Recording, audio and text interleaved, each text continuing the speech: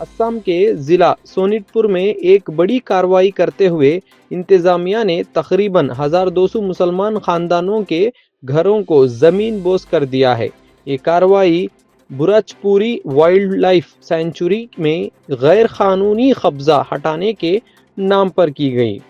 कोलकाता में enforcement directorate ने सियासी कंसल्टेंसी फर्म आईपैक के दफ्तर पर छापा मारा।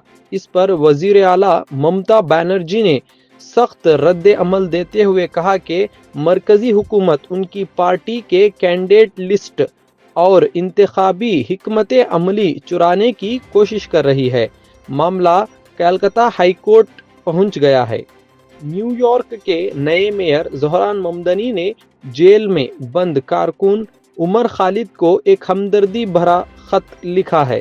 इस पर भारतीय वजारत खारिजा MEA ने कहा कि विदेशी नुमाइंदों को दूसरे मुल्कों के अदालती निज़ाम का एहतराम करना चाहिए और ज़ाती तासुब से गुरेज करना चाहिए।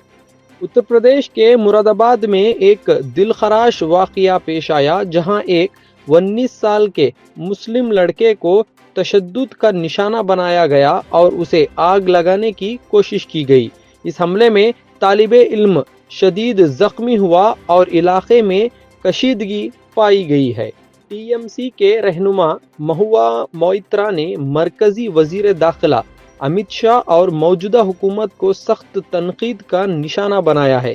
उन्होंने कहा कि एजेंसियों का गलत इस्तेमाल करके अपोजिशन को दबाया नहीं जा सकता और वो इस जुल्म के खिलाफ सड़कों पर निकल कर लड़ेंगी।